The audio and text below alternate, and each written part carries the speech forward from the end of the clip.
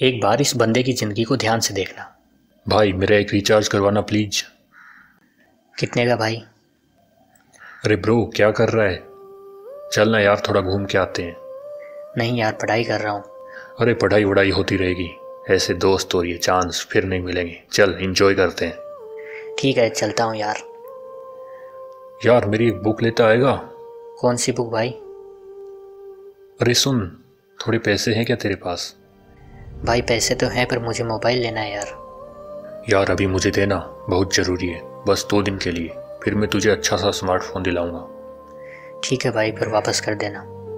अब वापस कैसे होते हैं वो तो आपको पता ही है। पर उसके बाद जैसे तैसे फिर से पैसों का जुगाड़ करके जब ये मोबाइल लेकर आया तो अरे वाह डूड, नया स्मार्टफोन, पार्टी तो बनती है यार। भाई बिल्कुल भी पैसे नहीं बचे हैं, रेंट भी देना है। अरे हम है ना, टेंशन काहे को लेता है, अभी पार्टी कर। ठीक है भाई। और सबसे मज़ेदार, जब ये पार्टी कर रहे होते हैं तो भाई बस एक गिलास लेके देख, मजा आ जाएगा। नहीं यार, मैं ड्रिंक नहीं कर सकता। अरे क्या बच्चों जैसे बात कर रहा है, बी ए मैन डूड। नहीं यार, पापा नाराज होंगे। अबे तेरे पापा को कौन बताएगा, और तू मेरे कहने पर इतना भी नहीं कर सकता।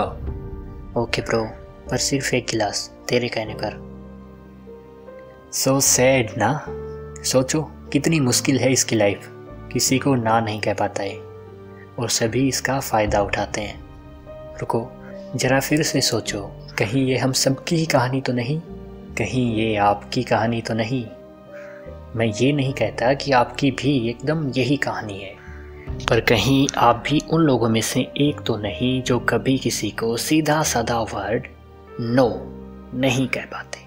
कहना भी चाहते हैं पर नहीं कह पाते। जैसे आपका कोई दोस्त या कोई रिश्तेदार आपको अपना कोई काम कहता है, आपके पास बिल्कुल समय नहीं है, आपको पता है कि आप ये नहीं कर पाओगे, और अगर किया तो खुद को जो करना है वो नहीं कर पाओगे।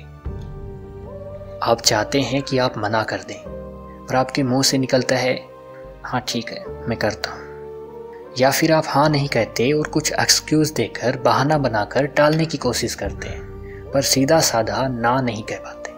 खैर वो तो आपको पता ही है कि आपके वो एक्सक्यूज फिर कितने काम करते हैं। आखिर में तो आपको उनका काम करना ही पड़ता है, और फिर जब आप अपना छोड़ के उनका काम करते हो तब आपको खुद गिल्टी फील होती है कि यार मुझे मना कर देना चाहिए था, बस मना ही तो करना था और कोई परेशानी नहीं थी, मैं क्यों मना नहीं कर पाया, आगे से कभी किसी का काम नहीं लूँगा।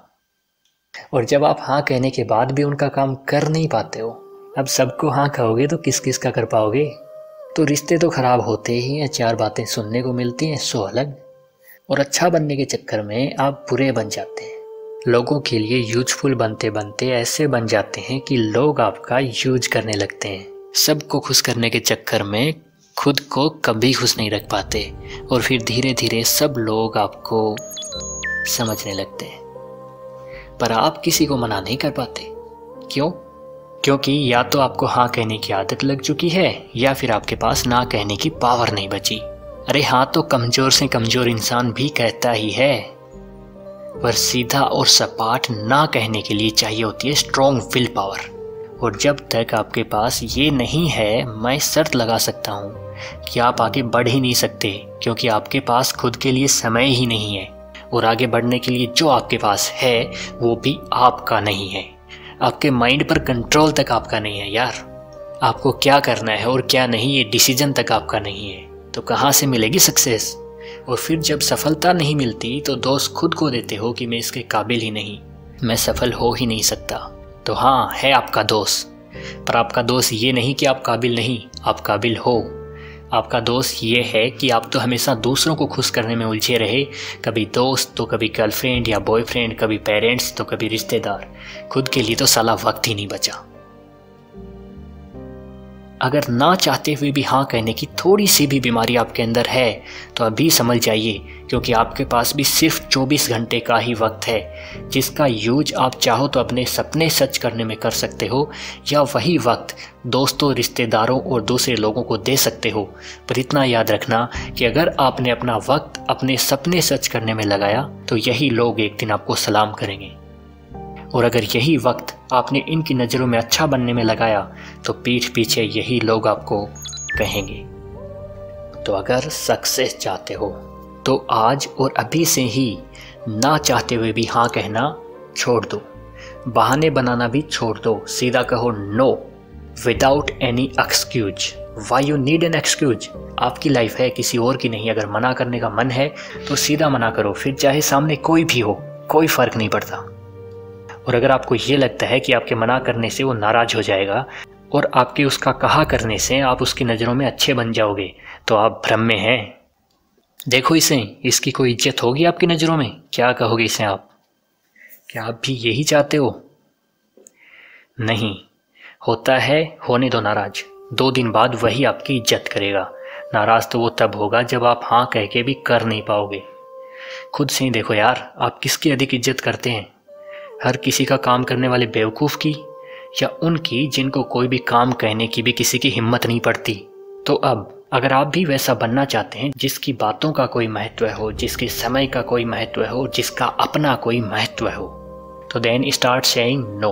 और अगर आप ये स्टार्ट करना चाहते हैं तो जल्दी कीजिए, वक्त निकलता जा रहा है, वरना जल्दी ही वो वक्त आ जाएगा जब आपकी हाँ या ना की कोई अहमियत नहीं रह जाएगी, क्योंकि वजन उसी की बातों में होता है जो हाँ से ज़्यादा ना कहना जानता है। सॉरी, कड़वा है पर सच है। और ध्यान रहे, पावर ऑफ सेइंग नो का मतलब ये नहीं कि यस में कोई पावर नहीं, पावर दोनों में है, बस किसे कहाँ यूज करना है ये कला आप में होनी चाहिए। जब बात खुद की क्षमता की हो तो आपको हमेशा हाँ कहना है। हाँ मैं कर सकता हूँ, हाँ मैं ना कहना भी सीख सकता हूँ। मेरा मैसेज अच्छा लगा तो वीडियो को लाइक करें, ना करें यह आपकी मर्जी, पर इसे लाइफ में फॉलो कीजिए। और इसी तरह के और वीडियोस के लिए मेरे चैनल को सब्सक्राइब कीजिए। और अगर आप किसी भी कारण से या बिना किसी कारण के सब्सक्राइब नहीं करना चाहते तो कोई बात नहीं, से नो।